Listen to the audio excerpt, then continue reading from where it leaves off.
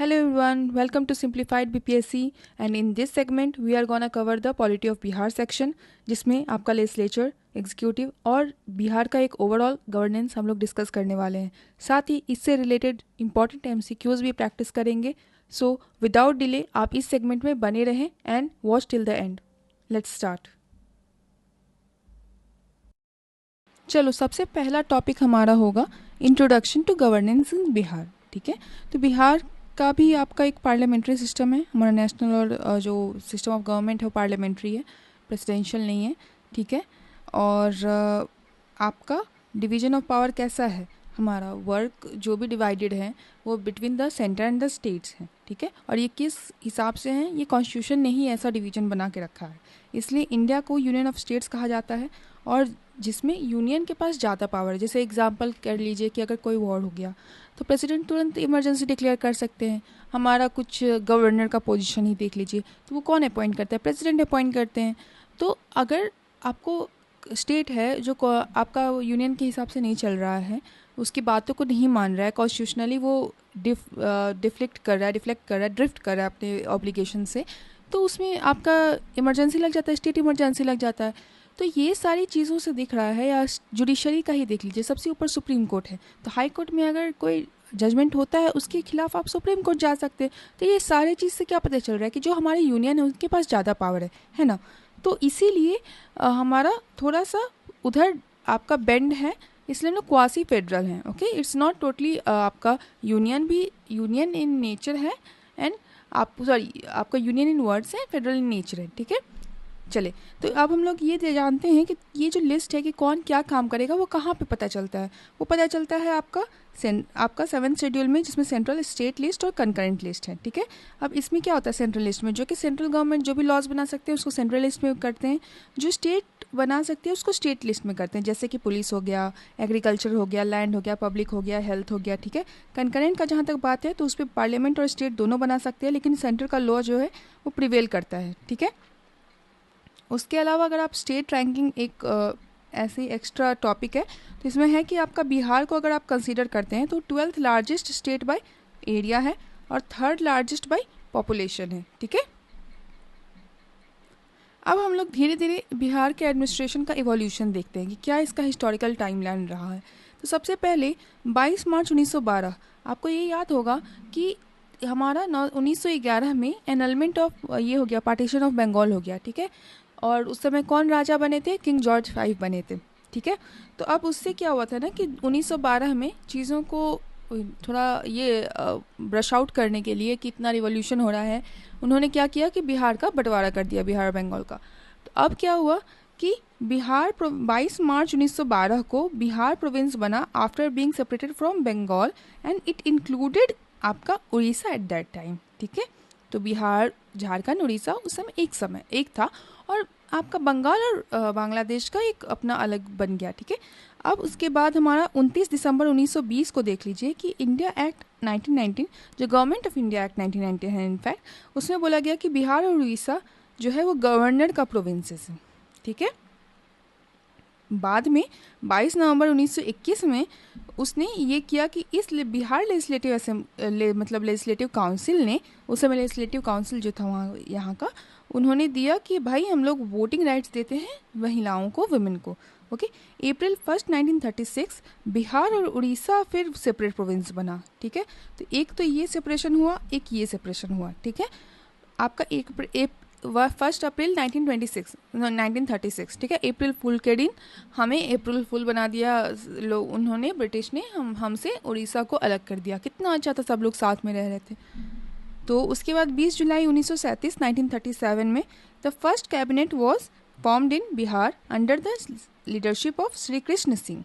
ठीक है, तो सबसे पहला कैबिनेट किसके अंदर बना, श्री कृष्ण सिंह के अंदर बना। 15 नवंबर 2000 को Jharkhand was formed as a separate state leading to a major change in Bihar administrative structure.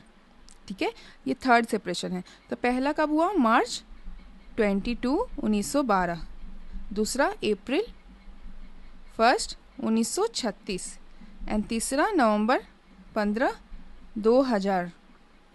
ठीक है, तो ये आपका 3 सेपरेशन हुआ था, 3 डिवीजन हुआ था स्टेट। ओके, चले अब हमें पता है कि स्टेट गवर्नमेंट का भी यूनिट या सेंट्रल लेवल पे भी देख लीजिए तो लेजिस्लेचर होता है, एग्जीक्यूटिव होता है और जुडिशरी होता है। तो थोड़ा सा अगर बेसिक इसका देखें कि लेजिस्लेटर का काम क्या होता है, लॉ मेकिंग यूनिट होता है, ठीक है। और हमें पता है कि आपका बिहार जो है एक बाई कैमरल लेजिस्लेचर है। बाई कैमरल मतलब लेजिस्लेटिव असेंबली भी होगा, लेजिस्लेटिव काउंसिल भी होगा, ठीक है। और आपका एग्जीक्यूटिव का देखा जाए तो एग्जीक्यूटिव क्या होता है, जो इम्प्लीमेंट करता है the laws made by the legislature, okay. इनका दो आपका फॉर्म है, एक तो नॉमिनल है जो कि गवर्नर है, जिनके मतलब गवर्नर के पास वो पावर है नॉमिनल एग्जीक्यूटिव का, लेकिन रियल एग्जीक्यूटिव कौन है, हमारे चीफ मिनिस्टर हैं, क्योंकि उनके ही एफर्ट्स, उनके ही प्रयास से सब कुछ फाइनली होता है, ठीक है। मतलब ऑफिशियो अगर आप चलें, नॉमिनल चलें, जैसे हमारे प्रेसिडेंट जी हैं, वो तो आपका नॉमिनल हेड होते हैं, nominal head of the government होते हैं, लेकिन जो रियल हेड किसको कहा जाता है, प्राइम मिनिस्टर को कहा जाता है, क्योंकि असली पावर तो उनके हाथ में है, ठीक है। लास्ट में जुडिशरी, जो कि जुडिशियल फंक्शंस मतलब न्याय के रिलेटेड फंक्शंस वो करते हैं, ओके। चलिए आगे अगर लेजिस्लेचर को एक एक यूनिट्स को देख लेते हैं थोड़ा सा। तो लेजिस्लेटिव काउंसिल जो विधान परिषद है, ये आपका क्या होता है, तो अपर हाउस है ये हमारा, ठीक है। और इसमें आपका स्टेट लेजिस्लेचर सबसे पहले समझिए कि होता क्या है। तो होता है गवर्नर, लेजिस्लेटिव असेंबली और लेजिस्लेटिव काउंसिल, ठीक है। ये तो हमें पता चल गया, उसमें ये पार्ट हम लोग इसको डील कर रहे हैं, ठीक है। इसका मेंबर स्ट्रेंथ क्या होगा, तो इसका आपका ये याद रखने की बात है, minimum 40 and maximum 1/3 of legislative assembly, ठीक है। अब इन बिहार में कितने मेंबर्स हैं लेजिस्लेटिव काउंसिल्स के, 75 मेंबर्स हैं, ठीक है। और लेजिस्लेटिव काउंसिल्स के मेंबर जो होते हैं उनका टेन्योर कितना होता है, 6 साल का होता है, और 1/3 मेंबर्स जो हैं वो 2 साल में रिटायर कर जाते हैं, ओके। मिनिमम एज क्या है, 30 ईयर्स है। और इंडियन पार्लियामेंट कैन क्रिएट और एबोलिश अ लेजिस्लेटिव काउंसिल अगर स्टेट का ये लेजिस्लेटिव असेंबली पास करता है resolution with a specific majority, तो आपका यहाँ से पहले रिक्वेस्ट जाता है रिजोल्यूशन पास होके, फिर आपका राज्यसभा में सिंपल मेजॉरिटी से पास होके ये आपका बनता है, क्या कहते हैं, लेजिस्लेटिव काउंसिल बन सकता है। पार्लियामेंट में सिंपल मेजॉरिटी चाहिए इसके लिए, और कुछ नहीं चाहिए, स्पेशल मेजॉरिटी नहीं चाहिए, ओके। चलिए लेजिस्लेटिव काउंसिल्स की अगर कुछ और बातें मैं बताऊं तो देखिए क्या होता है ना कि हमने देख लिया कि 1/3 मेंबर्स मैक्सिमम होते हैं ऑफ द लेजिस्लेटिव असेंबली, ठीक है।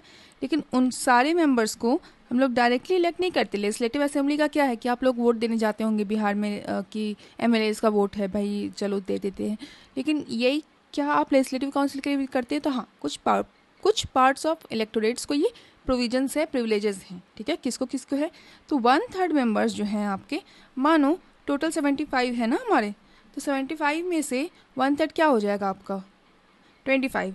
तो 25 मेंबर्स जो हैं बिहार का मैं बता रही हूँ, तो 25 मेंबर्स जो होंगे वो किसके द्वारा चयनित होंगे, तो वो एमएलएज के द्वारा, ठीक है, मतलब इलेक्ट होंगे। और आपका 1/3 मतलब 25 मेंबर्स किसके द्वारा होंगे, बाय लोकल बॉडीज़, पंचायत भी और म्यूनिसिपैलिटी वगैरह के लोग से होता है। 1/12 अगर जाएं तो ये थोड़ा सा फ्रैक्शन में आ जाएगा, बट अराउंड 6 मेंबर्स जो हैं आपके बाय ग्रेजुएट्स, जो रजिस्टर्ड ग्रेजुएट्स हैं। ऐसा नहीं कि आप उड़ीसा में ग्रेजुएट हो, आप गए और बोले भाई तो मैं तो ग्रेजुएट हूँ, तो यहाँ पे आपको रजिस्ट्रेशन होना होगा, ठीक है।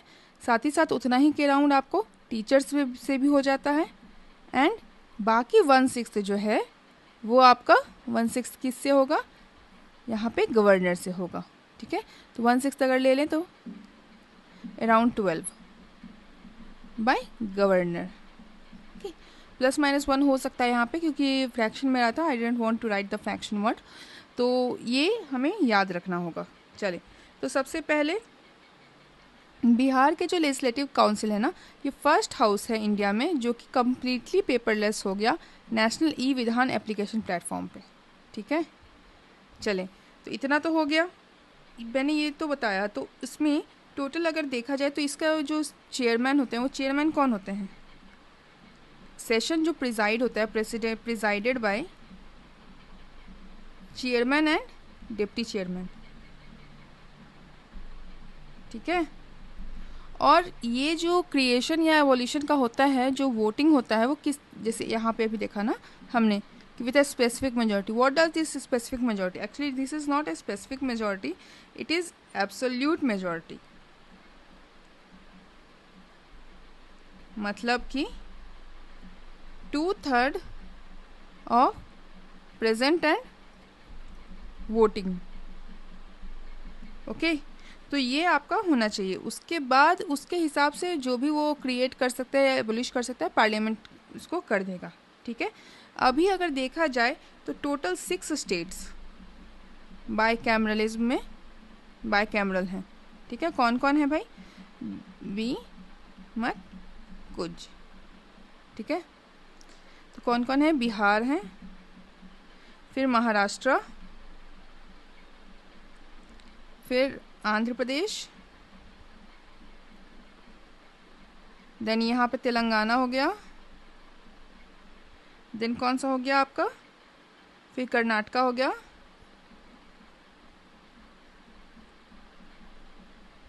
एंड बीमत कुछ पहले का था जब आपका कश्मीर होता था. ठीक है. तो जम्मू एंड कश्मीर से जे उठता था, लेकिन अब क्या है? बीमत कू है, it is also UP. Okay. So 6 state बी मत कू. कुछ भी आप लोग बोल दो, मुझे भी मत कुछ से याद रहता था, लेकिन अब क्या है कि ये ख़त्म हो गया है जम्मू एंड कश्मीर का, तो बाइकैमरलिज्म, तो इसलिए ये अब नहीं आपका एप्लीकेबल होगा. ठीक है. चलें, अब लेजिस्लेटिव असेंबली का बात करते हैं हम लोग. तो इसका स्ट्रक्चर कैसा है? ये पहली तो बात है कि लोअर हाउस कहलाता है. उसके साथ ही इसका टोटल मेंबर्स कितने हैं? 243 हैं. जनरल सीट्स कितने हैं हमारे? 203 सीट्स हैं. शेड्यूल्ड कास्ट 38 सीट्स हैं और शेड्यूल्ड ट्राइब्स के 2 सीट्स हैं. ठीक है. तो इतना हमें याद रखना होगा. तो टोटल कितने हो गए? 243 हो गए. ओके. अब क्या है कि टर्म कितना होता है? 5 साल होता है, अनलेस डिजॉल्व्ड सूनर. इस ये एक्सटेंड हो सकता है कि नहीं हो सकता है? तो हाँ, इमरजेंसी के टाइम ये एक्सटेंड हो सकता है. और जो लोगों एमएलएज जो बनना चाहते हैं लेजिस्लेटिव असेंबली के, उनका एज का क्या मिनिमम रहेगा? तो उनका एज रहेगा 25 ईयर्स. ओके.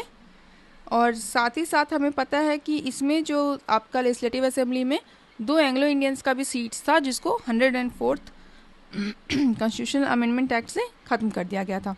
ठीक है. तो इतना हमें याद रखना होगा. अब इसके अलावा हमें और क्या इम्पोर्टेंट है? तो देखिए क्या था ना कि एक्चुअली यहाँ पे इंडिया में, मतलब बिहार में ये वाला जो एप्लीकेबल एक्चुअली था नहीं. क्यों? क्योंकि जब ना 2000 में आपका झारखंड बना, तो जो एंग्लो इंडियन के सीट्स थे ना, वो झारखंड में चले गए थे आपके. ठीक है. तो इतना तो हमें पता होना चाहिए. उसके बाद अगर एग्जीक्यूटिव से बढ़ने से पहले मैं आपको थोड़ा सा और इन्फॉर्मेशन देना चाहूँगी. क्या है कि देखिए 91st अमेंडमेंट एक्ट के हिसाब से ना, 91st अमेंडमेंट एक्ट हुआ था. अमेंडमेंट एक्ट हुआ. ठीक है. कब हुआ? 2003 में. इसके हिसाब से जो नंबर ऑफ़ मिनिस्टर्स हैं, number of council of ministers आपका कितना मैक्सिमम हो सकते हैं? तो 15% of total strength of MLAs. ठीक है. Including speaker.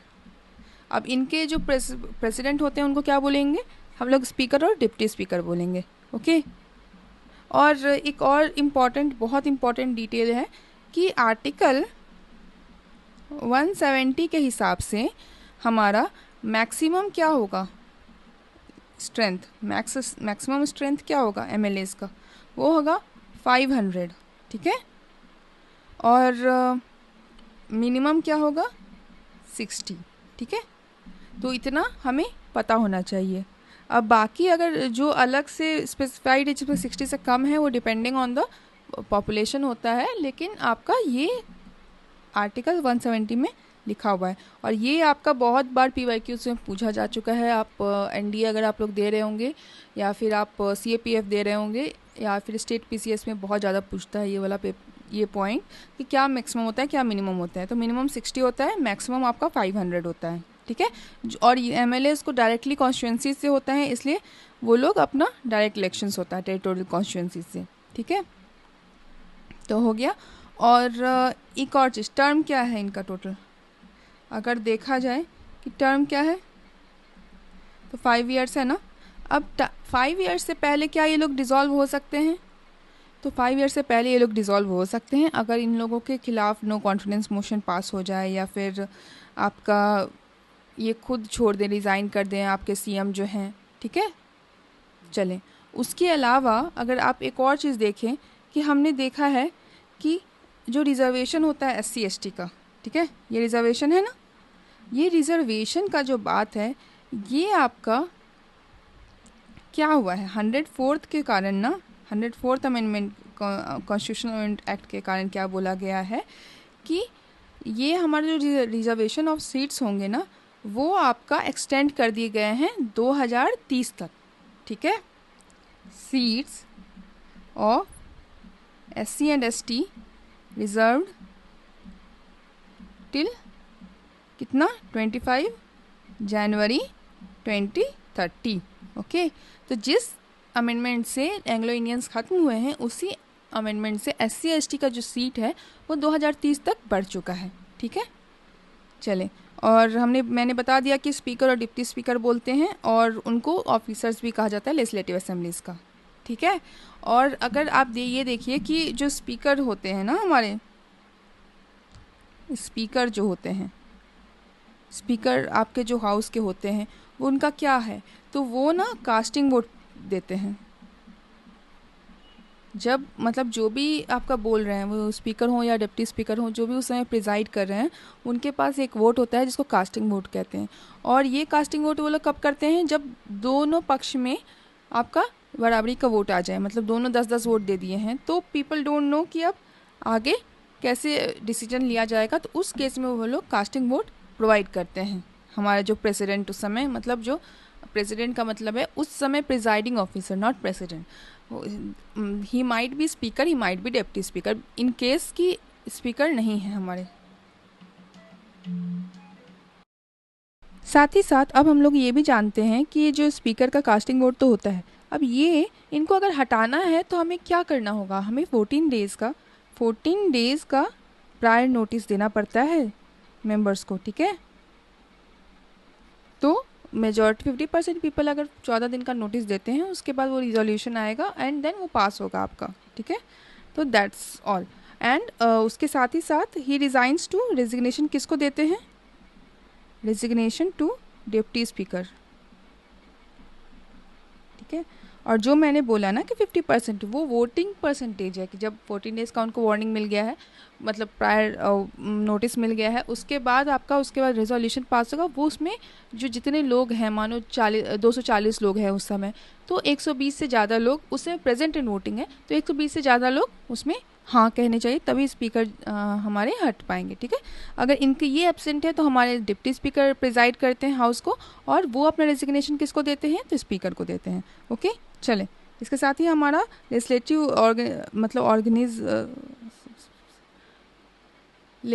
ऑर्गन खत्म हुआ। अब हम लोग एग्जीक्यूटिव पे मूव ऑन करते हैं, ठीक है। रोल, जो गवर्नर जो है ना हमारे, वो कॉन्स्टिट्यूशनल हेड होते हैं स्टेट के, ठीक है। और चीफ मिनिस्टर जो होते हैं वो डी फैक्टो हेड होते हैं, ठीक है।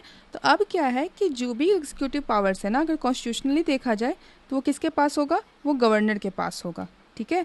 और वही अगर तो गवर्नर अपॉइंटमेंट कौन करता, कौन है गवर्नर को अपॉइंट? उनको करने वाले होते हैं प्रेसिडेंट, एंड प्रेसिडेंट ही हैं जो कि रिमूव भी कर सकते हैं एनी टाइम पे, ठीक है। क्वालिफिकेशन क्या रहेगा? सिटीजन रहने चाहिए, 35 ईयर्स ऑफ एज होगा, ऑफिस ऑफ प्रॉफिट होगा, और साथ ही साथ वो एलिजिबल भी होने चाहिए to be elected as a member of state legislative assembly, ठीक है।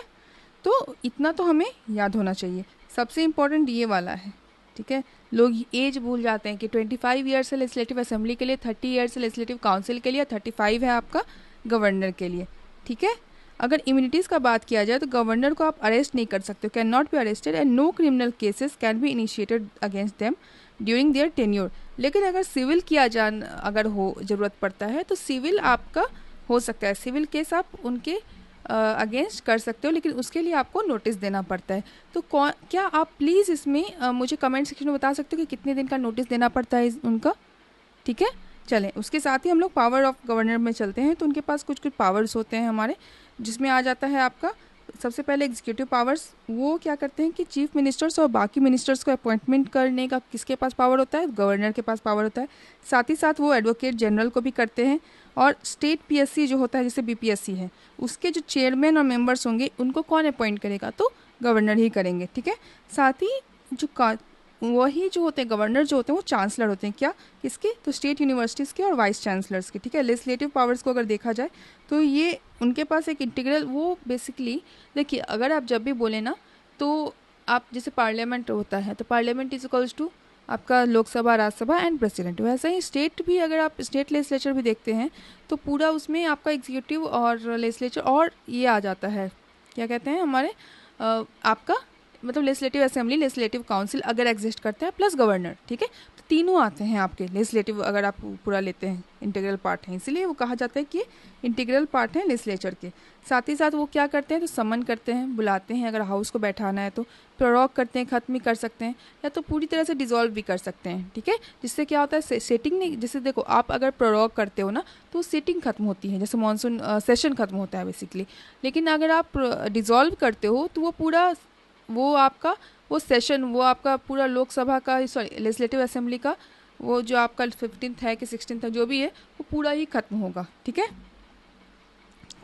और जो भी बिल पास होता है लेजिस्लेचर के द्वारा, वो वो फाइनली कब बनता है एक्ट? वो बनता है after the signature of the governor, वो एक्ट बन जाता है, ठीक है। साथ ही साथ उनके पास एक पावर है, ठीक है। क्या है पावर? वो करने का है, ऑर्डिनेंस ला सकते हैं वो लोग। अब ऑर्डिनेंस क्या है? तो ऑर्डिनेंस क्या होता है ना कि अगर आपका लेजिस्लेटिव असेंबली नहीं है सेशन में, ठीक है, तो उस समय अगर आपको कोई इंपॉर्टेंट टॉपिक पे कोई एक्ट बनाना है, कोई लॉ टाइप का बनाना है, तो वो ऑर्डिनेंस बना सकते हैं during the recess of the legislative organ, ठीक है।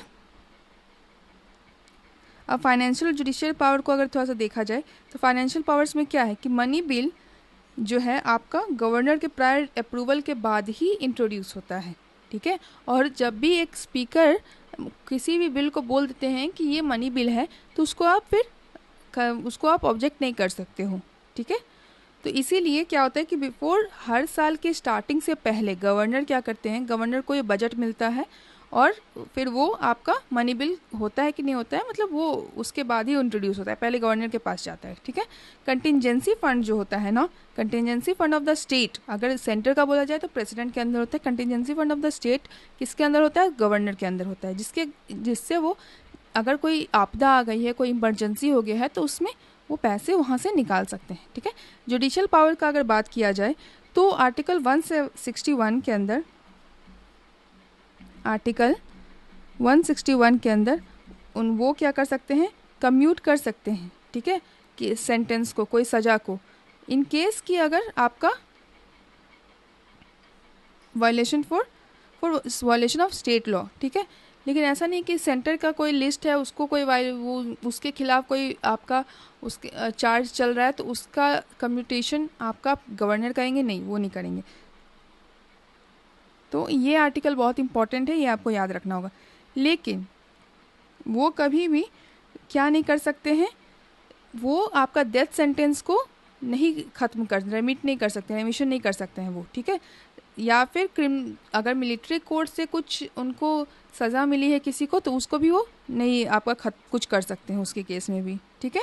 तो ये आपका हो गया डिस्क्रिशनरी पावर। उनके पास एक डिस्क्रिशनरी पावर है कि वो रिपोर्ट कर सकते हैं प्रेसिडेंट को फॉर इम्पोजिंग प्रेसिडेंट्स रूल, अगर कॉन्स्टिट्यूशनल ये आपका मशीनरी फेल हो गया है तो, ठीक है। और साथ ही साथ वो और क्या है उनके पास पावर, सिर्फ ये नहीं है, अगर वो चाहते हैं कि अगर कोई बिल पास हुआ है लेजिस्लेटिव असेंबली से, ठीक है, लेजिस्लेटिव असेंबली लेजिस्लेटिव काउंसिल से, और वो आपका जाता है गवर्नर के पास साइन होने के लिए कि ठीक है आप यस कर दोगे तो ये फाइनल हो जाएगा, बिल से एक्ट बन जाएगा, ठीक है। अब क्या है, गवर्नर के पास ये डिस्क्रिशन है कि उसको चाहें तो आपका पास कर दें, या फिर वो चाहे तो उसको प्रेसिडेंट के लिए रिजर्व कर दें कि प्रेसिडेंट इस पे एक्शन लेंगे, और प्रेसिडेंट बताएं, प्रेसिडेंट का फिर व्यू पॉइंट हमें पता होना चाहिए, ठीक है। साथ ही साथ अगर कोई भी party, for example BJP versus आपका क्या कहते हैं आरजेडी हो गया अगर बिहार में, और दोनों में से किसी का क्लियर मेजॉरिटी नहीं है, बहुत सारे पार्टीज़ हैं, इंडिपेंडेंट पार्टीज़ हो गए और बाकी सारा जन स्वराज पार्टी इस बार हो सकता है, तो कुछ भी होगा उस केस में, तो आपका किसके पास ये सिचुएशन मिलता है कि आपका गवर्नर के पास ये पावर है कि वो बोल सकते हैं कि आप बनिए ये, या एक को किसी एक को वो मतलब उम्मीदवार के तौर पर ये आपका एक्टिंग सीएम बना सकते हैं। उसका तो वो उससे बोलेंगे कि आप कॉन्फिडेंस अपना साबित कीजिए 1 महीने के अंदर, ठीक है। और कोई भी जो भी एक्ट इनके द्वारा किया जाता है गवर्नर के द्वारा अंडर हिज डिस्क्रिशनरी पावर, वो आपका क्वेश्चन नहीं किया जा सकता है कोर्ट में, ठीक है। ठीक है, अब उसके अलावा ही आपका गवर्नर का अगर पोजीशन देखें हम लोग, अब थोड़ा सा इसमें मैं इतना तो ये हो गया जो पीपीटी से पढ़ा रही हूँ। अब अगर गवर्नर का पोजीशन में थोड़ा सा एक्सप्लेन करना चाहूँगी, तो अगर इसको आप देखते हैं ना, तो ये लग सकता है कि बहुत पावरफुल है, लेकिन रियलिटी में इट इज़ कम्प्लीटली डिफरेंट। हमारा जो सिस्टम ऑफ गवर्नमेंट है, मैंने स्टार्टिंग में फर्स्ट लाइन में लिखा था कि Bihar has a parliamentary system of government, जिसमें जो काउंसिल ऑफ मिनिस्टर्स हैं वो आपके रिस्पॉन्सिबल होंगे किसकी तरफ, लेजिस्लेचर की तरफ। इसीलिए जो रियल पावर है वो काउंसिल ऑफ मिनिस्टर के पास होता है, गवर्नर के पास नहीं। गवर्नर जो होता है कॉन्स्टिट्यूशनल हेड के रूप में काम करता है और एक्सेप्शनल सिचुएशन में वो अपनी मर्जी से वो काम कर सकता है। तो आपका जैसे फॉर एग्जांपल क्या हो गया कि सीएम ने रिज़ाइन कर दिया अचानक से, तो ये उनका विवेक है, डिस्क्रिशन है उनका, उनकी अपनी मर्जी है कि वो किसी एक को बना सकते हैं, या तो वो सामने से आ जाए कि दूसरे पार्टी जो सबसे ज़्यादा उनके पास जिसके पास वोट्स हैं, या फिर वो अपने मतलब विवेक से काम करके किसी एक का डिसीजन ले सकते हैं, ठीक है। चलिए, अब उसके अलावा अगर डेजिग्नेशन की बात की जाए, डेजिग्नेशन ऑफ गवर्नर, ठीक है, इन यूटी क्या क्या है, तो लेफ्टिनेंट गवर्नर कहाँ कहते हैं हम लोग, लेफ्टिनेंट गवर्नर कहते हैं दिल्ली में, पुडुचेरी में, अंडमान एंड निकोबार आइलैंड में, जम्मू एंड कश्मीर में एंड लद्दाख में, ठीक है, क्या बोलते हैं, लेफ्टिनेंट गवर्नर। वही एडमिनिस्ट्रेटर कहाँ बोलते हैं, एडमिनिस्ट्रेटर कहाँ बोलते हैं, तो बोलते हैं चंडीगढ़ में, लक्षद्वीप में, Dadar and Nagar Haveli and Daman and Diu, ठीक है। इसको कैसे याद रखेंगे हम लोग, जम्मू एंड कश्मीर में लेफ्टिनेंट गवर्नर, बहुत केस हुआ था जब आपका आर्टिकल 370 को मॉडिफाई किया गया, तो वहाँ पे तो लेफ्टिनेंट गवर्नर के नाम मतलब पोजीशन पे बहुत सारी बातें हुई थी कि उनको कितना पावर हो गया था उस समय शांति बरकरार करनी थी, वो ऐसे याद रखिए। दिल्ली में हमारे लेफ्टिनेंट गवर्नर, उनका भी केस आते रहता है। साथ ही साथ अंडमान निकोबार और पुडुचेरी की जहाँ तक बात है, तो आप ये समझें कि इसको बस याद कर लीजिए। इसमें मैं अगर कुछ टेस्ट केसेस मतलब केस स्टडीज़ बताती भी हूँ तो दैट विल भी बहुत अननोन है, तो इट्स ओके। आप पुडुचेरी और अंडमान निकोबार का याद रख लीजिए, ठीक है। अब हम लोग CM and council of ministers पे आते हैं, ठीक है। तो सबसे पहले सीएम का रोल क्या होता है, सीएम का रोल क्या होता है कि इनका ये सबसे इम्पॉर्टेंट है, मोस्ट इम्पॉर्टेंट पर्सन जो है स्टेट एडमिनिस्ट्रेशन में सीएम होते हैं, फोकल पॉइंट होते हैं एडमिनिस्ट्रेशन के। और उनका अपॉइंटमेंट कौन करता है, तो अपॉइंटमेंट किया जाता है बाय गवर्नर, ठीक है। जो कि और कौन होते हैं सीएम, कौन बनने लायक होते हैं, जो leader of the majority party होते हैं वो सीएम का किन उम्मीदवार के ये हो जाते हैं, वो उनको अपॉइंटमेंट किया जाता है by the governor, okay. And CM ही आपके रियल हेड होते हैं स्टेट एग्जीक्यूटिव के, ठीक है। और वो लिंक की तरह काम करते हैं गवर्नर और कैबिनेट के बीच में। एंड जान लीजिए कि एक जो काउंसिल ऑफ मिनिस्टर है ना, उसके भी हेड आपके कौन होते हैं, तो सीएम होते हैं। अगर आप ये देख लें कि एक इसमें इम्पॉर्टेंट, मैंने गवर्नर अपॉइंट्स और सीएम लिख दिया, लेकिन क्या आपको पता है कि एनसीटी ऑफ दिल्ली में एंड जम्मू एंड कश्मीर में जो सीएम है इज अपॉइंटेड बाय प्रेसिडेंट, ठीक है। चलें, अब इतना तो हो गया आपका। देखिए, अब काउंसिल ऑफ मिनिस्टर्स की बात किया जाए तो वो एडवाइस करते हैं, ठीक है। और उनका जो स्ट्रेंथ है ना वो 15% से ज़्यादा नहीं हो सकता है, ठीक है। और ये कब बोला गया था, किस एक्ट, ये कॉन्स्टिट्यूशनल अमेंडमेंट एक्ट में, तो कॉन्स्टिट्यूशनल अमेंडमेंट एक्ट। ओके, ये होना चाहिए। और ये आपका जो पोर्शन है ये बहुत इंपॉर्टेंट है, कम से कम 4 से 5 बार बीपीएससी में आ चुका है प्रीवियस ईयर्स में, ठीक है, कि वो रिस्पॉन्सिबल किसकी तरफ होते हैं, लेजिस्लेटिव असेंबली के। इसी कारण से हमारा जो सिस्टम ऑफ गवर्नेंस है वो पार्लियामेंट्री सिस्टम ऑफ गवर्नेंस उसको कहा जाता है, ठीक है। अब इनके बारे में कहाँ पे लिखा हुआ है, ये बेसिकली लिखा हुआ है आर्टिकल 163 में बोला गया है कि एक काउंसिल ऑफ मिनिस्टर होगा, ठीक है, जिसके हेड होंगे सीएम, और वो क्या करेगा, ये एडवाइस गवर्नर। तो बेसिकली जो यहाँ पे लिखा हुआ है ना आपका, ये किस आर्टिकल के अंदर है, तो आर्टिकल 163। ओके, चलें। और आपका देखिए, पहली बार जो सीएम को अपॉइंटमेंट होता है वो तो गवर्नर के द्वारा होता है। बाकी मेंबर्स जो काउंसिल ऑफ मिनिस्टर्स के होते हैं उनको भी अपॉइंट कौन करते हैं, करते तो गवर्नर ही हैं, लेकिन एडवाइस कौन करते हैं, तो सीएम करते हैं, ठीक है। तो आपका इतना तो हो गया। अब हम लोग इसके अलावा कुछ कुछ इम्पोर्टेंट पॉइंट डिस्कस करते हैं, ठीक है। देखिए, चीफ मिनिस्टर का अगर कुछ कुछ पॉइंट्स बताया जाए तो लॉन्गेस्ट सर्विंग सीएम कौन है हमारे, तो नीतीश कुमार जी हैं। और उसके साथ ही सेकंड लॉन्गेस्ट कौन है, तो श्री कृष्ण सिंह है, ठीक है। शॉर्टेस्ट कौन है, सतीश प्रसाद सिंह, जो सिर्फ 4 दिन के लिए थे, 28 जनवरी से 1 फरवरी 1968। रिकॉर्ड फॉर ओथ, सबसे ज़्यादा बार कौन ओथ ले चुके हैं हमारे, नीतीश कुमार जी ले चुके हैं, कितनी बार, 9 बार, ठीक है। पहले सीएम हैं जो कि 3 बार एक ही टर्म में लिए हैं ओथ। ओके, प्रेसिडेंट रूल की बात की जाए तो टोटल 8 बार लिया गया, इम्पोज किया गया है। सबसे लंबा बार था 262 दिन, सबसे छोटा था आपका 7 दिन, ठीक है। और ये इम्पॉर्टेंट टॉपिक्स है, प्लीज़ आप लोग इसको याद रखिएगा। चलिए, इसके साथ हम लोग अब और कुछ क्विक फैक्ट्स देख लेते हैं, क्योंकि लेजिस्लेटिव असेंबली का सीट्स का बात की जाए तो टोटल कितने सीट्स हैं हम लोग, अभी ऑलरेडी हम लोग देखे थे कि क्या है, 243 सीट्स हैं हमारे। और काउंसिल की सीट्स कितने हैं, 75 हैं। और ये कितना मैक्सिमम हो सकता है, 1/3 हो सकता है, ठीक है। लोकसभा सीट्स कितनी हैं, 40 हैं। राज्यसभा 16 हैं। अगर एससी का बात किया जाए इन लोकसभा, ठीक है, वो 6 हैं। डिस्ट्रिक्ट्स कितने हैं, 38 हैं। और डिवीजन्स कितने हैं, 9 हैं। म्यूनिसिपल कॉरपोरेशन 12 है, ठीक है। ये सिंपल चीज़ें हैं कुछ जो कि आपको याद होना चाहिए, ठीक है।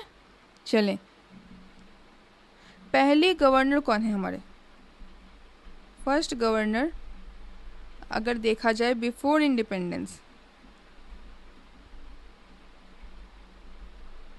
बिफोर इंडिपेंडेंस, आफ्टर इंडिपेंडेंस, अगर देख लिए थोड़ा सा, जब सब कुछ देख रहे हैं तो इतना थोड़ा सा देख लीजिए। अब बिफोर इंडिपेंडेंस सबसे पहले हो गए आपके मॉरिस गार्नियर हैलेट। ये कब थे, 1937 से 38 तक रहे थे, ठीक है। और आपका लास्ट में जस्ट आप इंडिपेंडेंस जब हमें 15 अगस्त को मिलने वाला था तो 14 अगस्त तक कौन थे, तो सर यू डो, ठीक है। तो ये कब तक थे आपका, 30 मई 1946 से लेके 14 अगस्त 1947 तक, ठीक है। अगर आफ्टर इंडिपेंडेंस देखा जाए आपका, ये देखिए, ये गवर्नर लिस्ट में बता रही हूँ। अगर आफ्टर इंडिपेंडेंस देखा जाए तो पहले कौन थे हमारे गवर्नर, जयराम दास दौलत राम, ठीक है। और जो अभी कौन है आपके गवर्नर वो आप मुझे कमेंट सेक्शन में बताएं, ठीक है। चलिए, इसके साथ ही साथ इस पूरे टॉपिक में मैंने मोस्ट इम्पॉर्टेंट आपके ये बनाए हैं, क्वेश्चंस बनाए हैं, जिसका मैं आपको शॉर्ट में बस करवा दूंगी, ठीक है। तो अब बंगाल से बताइए कि कब बंगाल से अलग हुआ, तो बंगाल से अलग हुआ 1936, 37, 12 या 2000 में। ये तो झारखंड वाला है, ये आपका उड़ीसा वाला है, तो क्या हो जाएगा 22 मार्च 1912 कि ये इस दिन बिहार दिवस भी मनाया जाता है ना। चलें, how many members are there currently in the Bihar legislative council, विधान परिषद में कितने लोग हैं हमारे, 243, 96, 75 या 40, क्या है, मैं थोड़ा टाइम दूँ, ठीक है, 75 है, very good, okay. According to document जो अभी हमारा है ऊपर, what is the minimum age required to be the governor of Bihar, Bihar के गवर्नर बनने के लिए आपको क्या एज चाहिए मिनिमम, 25 साल, 30 साल, 35 साल, 40 साल, 35 साल, सही बात है। MLAs के लिए 25 साल, MLCs के लिए 30 साल एंड गवर्नर के लिए 35 साल। Who is responsible for appointing the chief minister of state, president of India, speaker of legislative assembly, chief justice of high court या गवर्नर? क्या हो जाएगा? कौन करते हैं चीफ मिनिस्टर को appoint? Governor. Very good. What is the term of office for a member of the Bihar legislative council? कौन से होते हैं?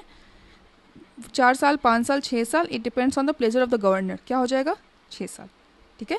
What subject is mention in the state list for law making? Law making में आपका मैंने अभी कौन सा मेंशन किया है? डिफेंस, फॉरेन अफेयर्स, रेलवेज या पुलिस? तो क्या हो जाएगा? पुलिस हो जाएगा। ठीक है। Who holds the record for shortest tenure as chief minister of Bihar? कौन सा हो जाएगा? तो आपका सतीश प्रसाद सिंह, 4 दिन के लिए। ठीक है। What fraction of legislative council members are nominated by the governor? 1/3, 1/6, 1/12 या 1/2? क्या हो जाएगा इसका आंसर? 1/6। Very good. 1/12 कौन से लोग हैं जो कि 1/12 करते हैं? कौन कौन से सेक्शन ऑफ पीपल हैं जो कि 1/12 करते हैं? क्या आप लोग प्लीज़ मुझे कमेंट सेक्शन में बताइएगा, इससे मुझे थोड़ा सा मोटिवेशन फील होगा। देखिए, आप लोगों को ये इजी लग रहा होगा, मे बी अच्छा नहीं लग रहा होगा, तो आप लोग वो भी फीडबैक दे सकते हैं। साथ ही साथ अगर अच्छा लग रहा है तो आप लोग प्लीज़ बताएं, ताकि मैं शॉर्ट में कॉन्सेप्चुअल्स का ऐसे सेशंस लेती रहूं। तो प्लीज़ आप लोग अपने व्यू पॉइंट्स दीजिएगा। इसके साथ ही हम लोग आगे बढ़ते हैं। तो अकॉर्डिंग टू द डॉक्यूमेंट जो मैं अभी दे रही हूँ आपको, which legislative body in Bihar was the first in country to adopt the paperless NeVA platform? Bihar legislative assembly, council, Patna high court या स्टेट इलेक्शन कमीशन? क्या हो जाएगा? तो लेजिस्लेटिव काउंसिल में सबसे पहले नेवा प्लेटफॉर्म का यूज़ हुआ था। ठीक है। How many times has president's rule been imposed in the Bihar as listed in document? जो अभी ऊपर से मैंने बताया है। तो क्या हो जाएगा इसका आंसर? 8 टाइम्स। ठीक है। एंड इसके साथ ये मेरा शॉर्ट करके मैंने पॉलिटी ऑफ बिहार का लेजिस्लेटिव और एग्जीक्यूटिव ऑर्गन्स पढ़ाया है।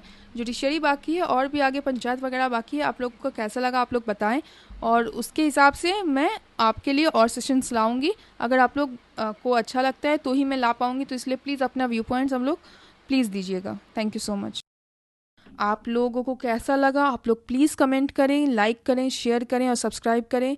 और कोई भी अगर आपको टॉपिक चाहिए जिस पे हम लोग वीडियोस बना के आपको हेल्प कर सकते हैं। 71st BPSC आ रहा है और भी बाकी एग्ज़ाम्स आ रहे हैं। BPSC में बहुत सारे एग्ज़ाम्स आ रहे हैं, तो प्लीज़ कमेंट करके हमें इन्फॉर्म करें। Thank you so much. Thank you for watching simplified BPSC।